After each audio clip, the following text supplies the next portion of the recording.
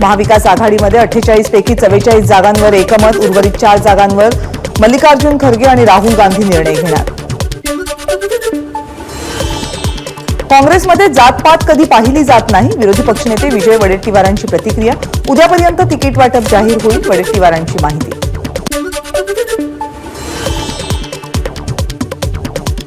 शरद पवारांनी काम करताना कधी पक्ष पाहिला नाही. काँग्रेसचे नेते बाळासाहेब थोरात यांची प्रतिक्रिया. तर राहुल गांधी आणि उद्धव ठाकरे सर्वसामान्यांसाठी लढणारे नेते, थोरातांचं वक्तव्य. वंचितचे अध्यक्ष प्रकाश आंबेडकर आणि प्रकाश शेडगेंमध्ये लोकसभा निवडणुकीच्या पार्श्वभूमीवर चर्चा. प्रकाश शेडगेंच्या ओबीसी बहुजन पार्टीसोबत वंचितची युती होण्याची शक्यता. प्रकाश आंबेडकर आणि आम्ही एकत्र आलो तर राजकीय भूकंप झाल्याशिवाय राहणार नाही. ओबीसी नेते प्रकाश शेंडेंची प्रतिक्रिया. बाळासाहेब ठाकरेंचे विचार पुढे नेण्याचं बोलता मग दिल्लीला का जाता. आमदार रोहित पवार यांचा मुख्यमंत्री एकनाथ शिंदेंना सवाल. तर मी आजोबांबरोबर राहिलो तर चुकलं काय, रोहित पवारांचं वक्तव्य. दुर्दैवानं राजकारणामध्ये काही वर्षांपासून विकासाच्या मुद्द्यावर नाही तर जातीच्या मुद्द्यावरून राजकारण. पंकजा मुंडेंची खंत. तर नेत्यांनी विकास केंद्रित राजकारण करायला हवं, पंकजा मुंडेंचं आवाहन.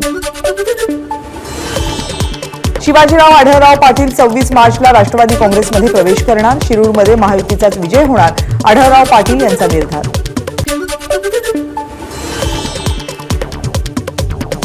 अहमदनगर लोकसभेसाठी महाविकास आघाडीकडून निलेश लंके आणि राणी लंकेंच्या नावाची चर्चा. दोघांपैकी एक जण निवडणूक लढवणार हे निश्चित. तुतारी कोण हाती घेईल हे लवकरच कळेल, राणी लंकेंचं सूचक विधान. तुम्ही गोरगरिबांच्या विरोधात जातात, तुमचा राजकीय करिअरचा सुपडा साफ होऊन जाईल, मनोज जरांगेंचा देवेंद्र फडणवीसांना इशारा.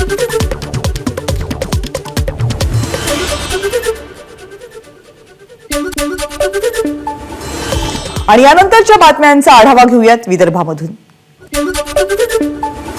महायुतीमध्ये रामटेक लोकसभा जागेचा तिढा कायम. भाजपच्या कार्यकर्त्यालाच उमेदवारी द्यावी, भाजप पदाधिकाऱ्यांची प्रदेशाध्यक्ष चंद्रशेखर बावनकुळेंकडे मागणी. नागपूर लोकसभेतील भाजपचे उमेदवार केंद्रीय मंत्री नितीन गडकरींकडून प्रचाराचा धडाका. नागपूरच्या इतवारी किराणा मर्चंट असोसिएशनच्या बैठकीला गडकरींची उपस्थिती. प्रचारातून वेळ काढत नागपूरचे भाजप उमेदवार नितीन गडकरी धुळवडीत सहभागी. नागपूरमध्ये इतवारी मर्चंट असोसिएशनच्या होली मिलन कार्यक्रमात गडकरींची उपस्थिती. वर्ध्यामध्ये लोकसभा निवडणूक लढवण्यासाठी महाविकास आघाडीकडून माजी आमदार अमर काळे सज्ज. भाजपला रोखण्यासाठी आपली उमेदवारी निश्चित, अमर काळेंची प्रतिक्रिया. महाराष्ट्रामध्ये बीआरएस पक्षाचं काम बंद. भंडाऱ्यामध्ये बीआरएसच्या 58,000 कार्यकर्त्यांचा विकास फाउंडेशनमध्ये काम करण्याचा निर्णय. माजी आमदार चरण वाघमारे यांची प्रतिक्रिया. राज्यामध्ये 75 लाख बंजारा मतदार असूनही कोणत्याच राष्ट्रीय राजकीय पक्षानं बंजारा समाजाला लोकसभेची उमेदवारी दिली नाही, त्यामुळे बंजारा समाजात नाराजी. आता अपक्ष उमेदवार उतरणार, बंजारा साहित्यिक पंजाब याडीकार चव्हाण यांचा इशारा. गडचिरोलीमध्ये कट्टर नक्षल समर्थकाला अटक. भामरागडमध्ये नाकाबंदी दरम्यान कारवाई केल्याची माहिती. आचारसंहितेमुळे रासायनिक खत विक्री अडचणीत. गोण्यांवर पंतप्रधान मोदींचा फोटो असल्यानं कृषी केंद्र संचालक संकटात.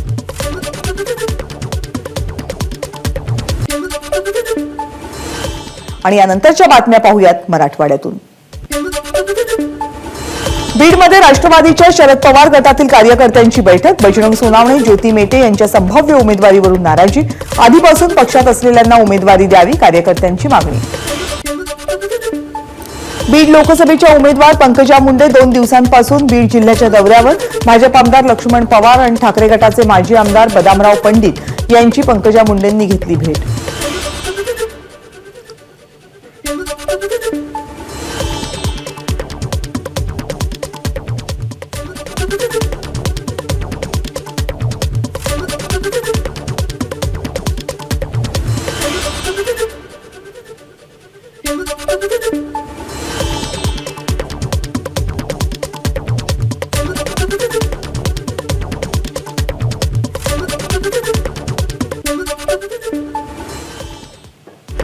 पंकजा मुंडे कालपासून बीड जिल्ह्याच्या दौऱ्यावर. शहराजवळील नारायणगड इथे पंकजा मुंडेंनी घेतलं नगद नारायणाचं दर्शन. हिंगोली लोकसभा मतदारसंघ शिवसेनेचाच, यावेळीही हिंगोली लोकसभेची जागा आम्हालाच मिळणार, हिंगोलीचे खासदार हेमंत पाटील यांचा दावा. एबीपी माझा, उघडा डोळे बघा नीट.